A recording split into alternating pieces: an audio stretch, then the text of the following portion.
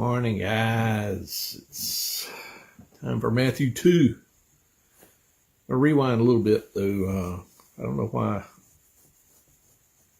it's kind of stuck out to me after I stopped last time about Joseph taking his wife. Let's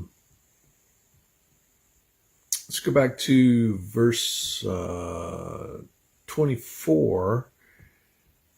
So it'll be chapter 124. Then Joseph, being raised from sleep, did as the angel of the Lord had bidden him, and took unto him his wife. Just to remind you how the marriage went in Israel, the custom, it was a covenant that the groom would have with the father. I don't think I just explained it in detail. It's pretty interesting, but a guy decides he wants to marry somebody. He approaches the father and arranges a marriage with the daughter. The daughter has a say-so in the matter. It's not just like an arranged marriage.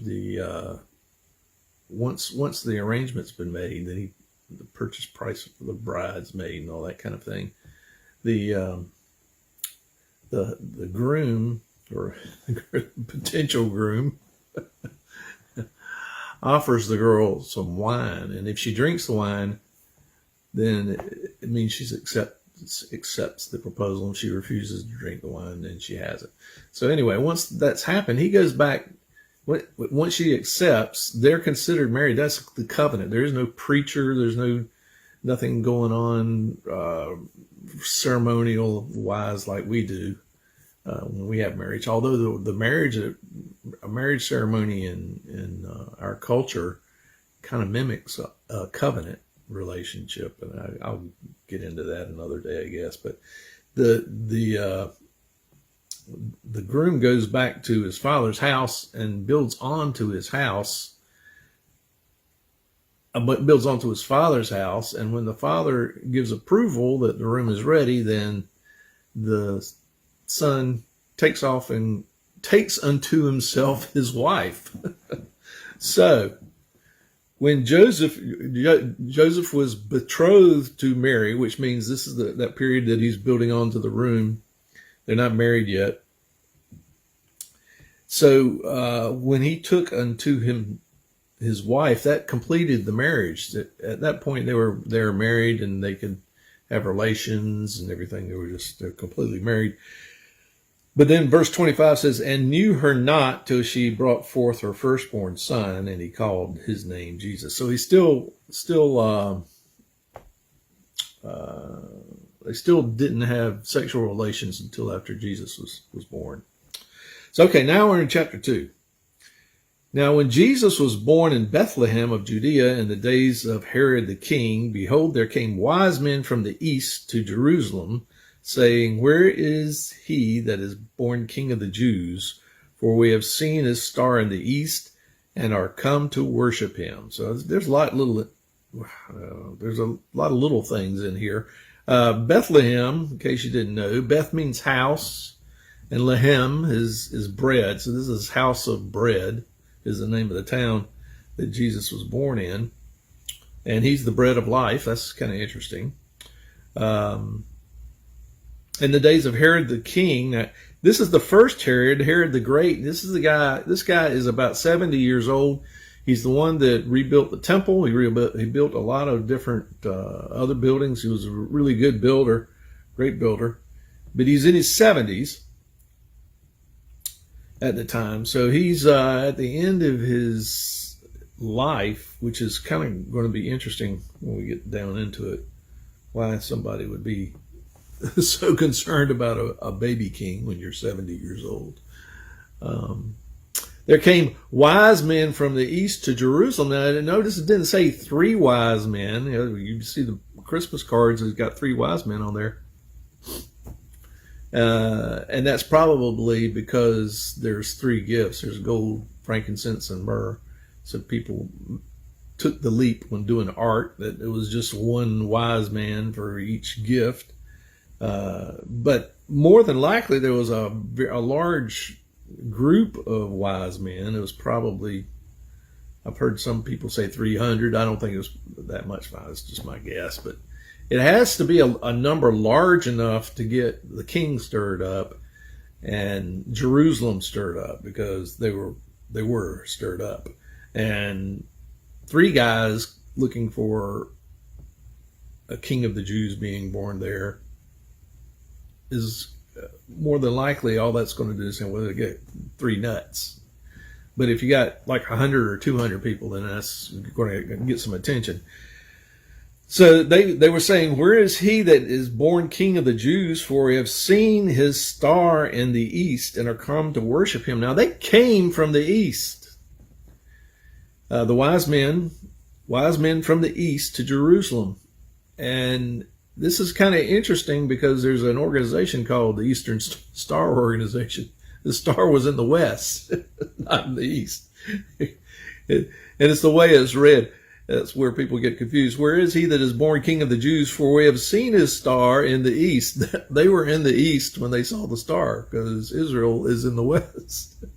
So it's not, they didn't see the star in the east. That's where they were when they saw the star. And are come to worship him. When Herod the king had heard these things, he was troubled, and all Jerusalem with him. Now Jerusalem was probably troubled because as Herod got older, he got more and more mean as he went. He had bunches of people put to death. He was deeply in love with his wife, Marianne. Well, I can't remember her name now, but it sounds like Marianne, but it's not Marianne. And it's kind of interesting. I think his first wife was Doris, but he was in love with her, but I think it was his sister who was treacherous and poisoned his mind against her. So he ended up having her put to death, her sons put to death, and the rest of her family put to death. And he was known as being very mean. Is the word that pops in my head, but it's worse than mean, of course. But he was so hated that he ordered that his staff be executed at his death, because he was concerned that nobody would mourn his death. So he figured if he put all his staff to death, then at least they would mourn their death, and there'd be mourning going on after he died. But see, that is just so evil.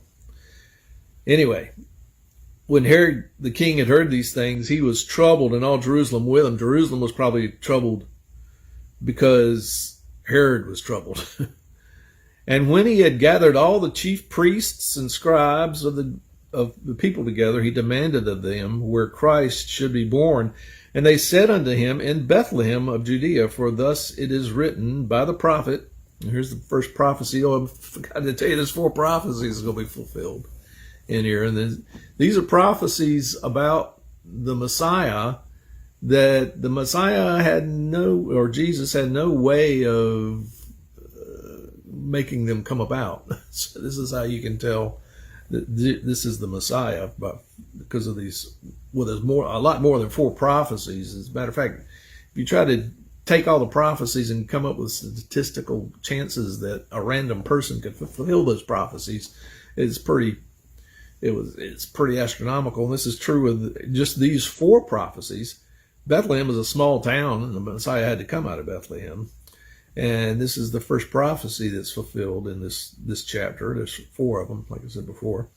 And they said unto him, in Bethlehem of Judea, for thus it is written by the prophet, and thou, Bethlehem, in the land of Judah, art not the least among the princes of Judah, for out of thee shall come a governor that shall rule my people. And that is, let me give you a reference for that. It's Micah 5:2. Then Herod, when he had privily called the wise men, inquired of them diligently what time the star appeared. And he sent them to Bethlehem and said, go and search diligently for the child, and when you have found him, bring me word again, that I may come and worship him also. And we know that that's not what he really wanted to do. When they had heard the king had when they had heard the king, they departed, and lo, the star which they saw in the east went before them till it came and stood over where the young child was. When they saw the star, they rejoiced with exceeding great joy. And when they were come into the house, they saw the young child with Mary his mother, and fell down and worshipped him. Now, the interesting thing there is it wasn't a stable. This is long after the registration of the Jews for taxes had taken place, and Joseph and Mary had moved out of the stable and had rented a house. And so that's where they were. They were in a house. This was sometime later. And when they were come into the house, they saw the young child with Mary his mother, and fell down and worshipped him. And when they had opened their treasures, they presented unto him gifts, gold and frankincense and myrrh. And being warned of God in a dream that they should not return to Herod, they departed into their own country another way. Now, gold speaks of Jesus's being king. And frankincense, I forgot what frankincense was for. Let's see. Frankincense is for, I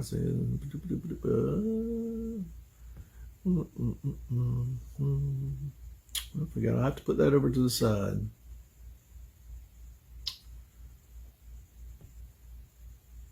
Afterwards, gold and frankincense and myrrh. Now, myrrh speaks of his death, because that's a herb or spice that's used for embalming.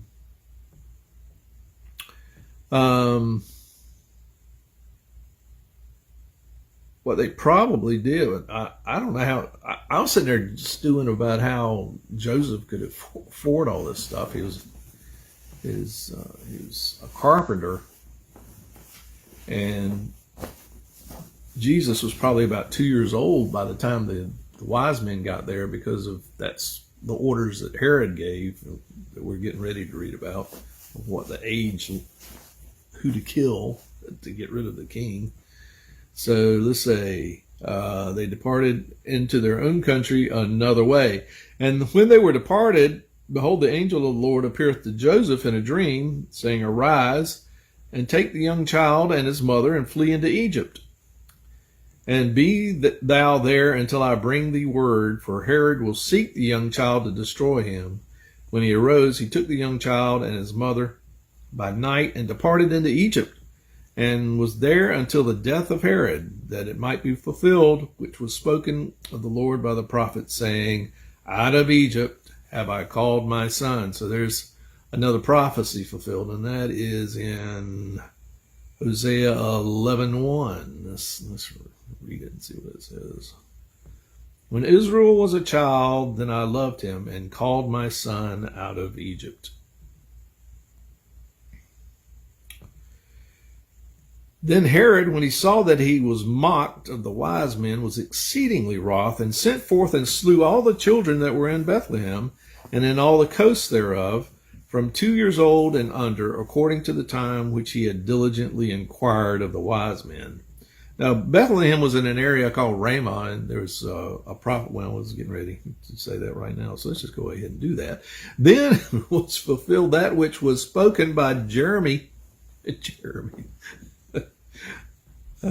Jeremiah, but he's got Jeremy in here. When I read these names that are like contemporary names, and they're in Scripture as contemporary names, it just kind of strikes me funny. Jeremy the prophet.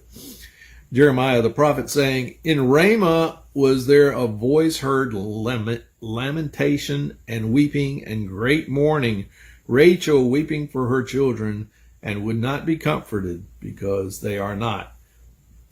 Now, this was the area where Rachel was buried. One of her sons was Benjamin. This is the area for Benjamin.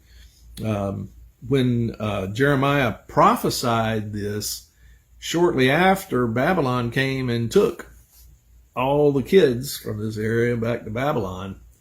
And so the prophecy, what he prophesied, fit for the time that he did the prophecy. And Jeremiah was from this area of the country also. So the children were taken the first time, and here they were murdered. But when Herod was dead, behold, an angel of the Lord. Also, this is a good point, because when I first read this, long time when I was a teenager, I was going, why would God let all these children be killed?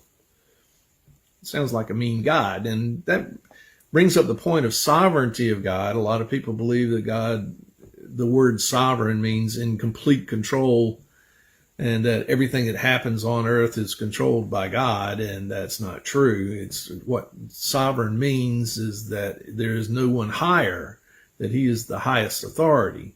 Now, God gave Adam dominion over the earth and his descendants. Now, what dominion means briefly is that, or the way I've determined it, what it seems to mean, because there's scripture that says the earth is God's, but Adam was given control of the earth. So you could think of dominion as kind of like giving, and I think I've done this illustration before. Let's go over it again. But if you love somebody, you got a relative you love. Say you got your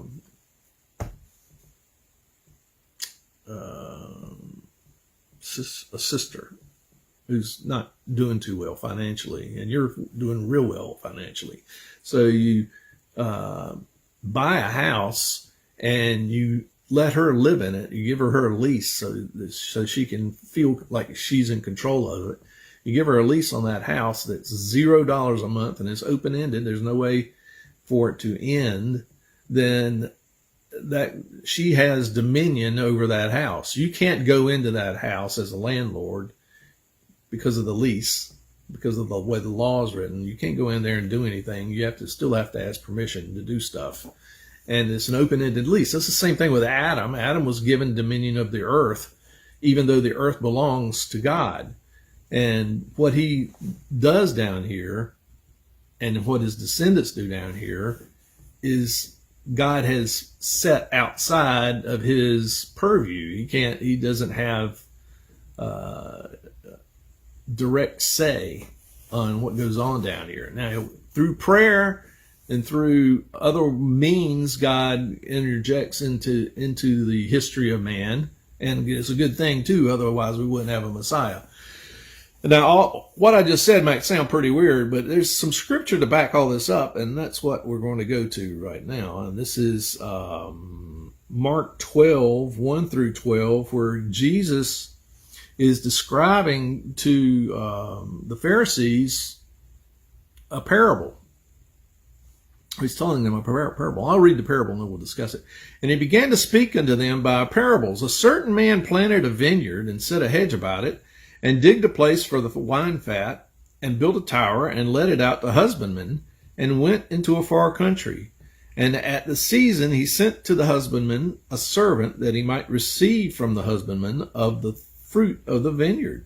And they caught him, and beat him, and sent him away empty. And again he sent unto them another servant, and at him they cast stones, and wounded him in the head, and sent him away shamefully handled.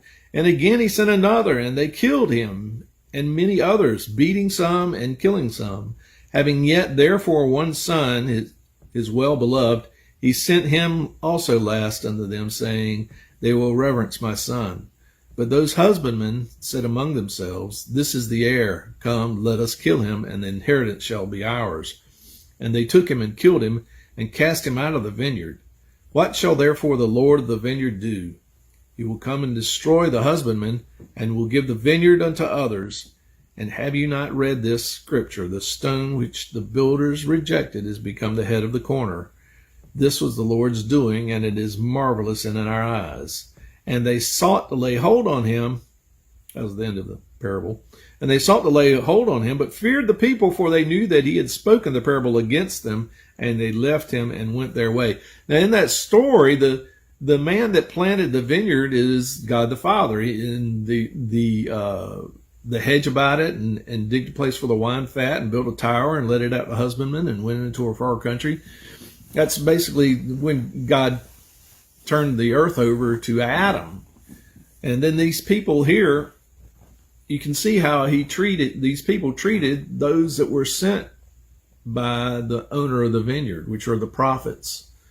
and the same thing happened, and people were beaten and killed. So the will of the person who owned this vineyard was not being accomplished down here on earth, otherwise, or in the vineyard. Otherwise, he wouldn't have been kept on sending people over there to get what he needed out of it. It was the same down here.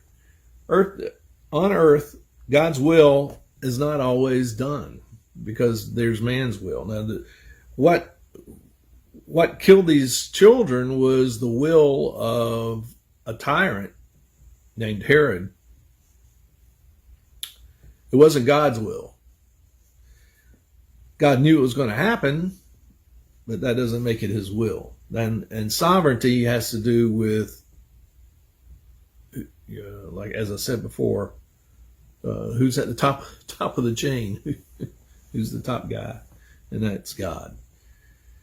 But when Herod was dead, behold, an angel of the Lord appeareth in a dream to Joseph in Egypt, saying, Arise and take the young child and his mother, and go into the land of Israel, for they are dead which sought the young child's life. And he rose and took the child and his mother, and came into the land of Israel. But when he heard that Archelaus, kind of looks like Santa Claus, Archelaus, did reign in Judea in the room of his father Herod, he was afraid to go thither. Notwithstanding, being warned of God in a dream, he turned aside into the parts of Galilee, and he came and dwelt in the city called Nazareth. Now, Nazareth means a shoot,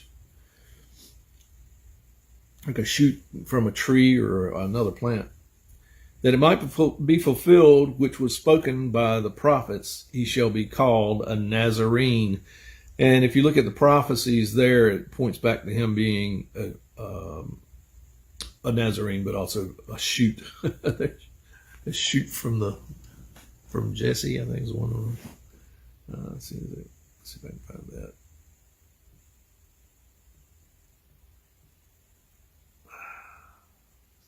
No, that's not it. Nah, can't find it. I'll put it over to the side. So this is the fourth prophecy. He shall be called a Nazarene. So he had to come out. He had to be born in Bethlehem. It had to Ramah. There had to be crying going on, which doesn't make sense when you look at the prophecy. Prophecy, you're going like, what? Messiah's born, and there's a bunch of children that are crying. Oh, it didn't say, but it was 2 years old, and younger was. In another gospel, it talks about what age the children were. So would be the age that the child was, or Jesus was at the time. So it had to have the weeping of the children. He had to be called a Nazarene. He had to be born in Bethlehem, and he had to come out of Egypt, be called out of Egypt. A lot of those prophecies, when you're in the past looking forward to them, you're kind of going, what? But then when it happens, it just happens, and it's a natural thing, and you look at it and you go, oh, of course. That's the way prophecy is sometimes, so it's pretty cool. Anyway, that's probably pretty short, but that's Matthew 2. Next time, Matthew 3. See you guys.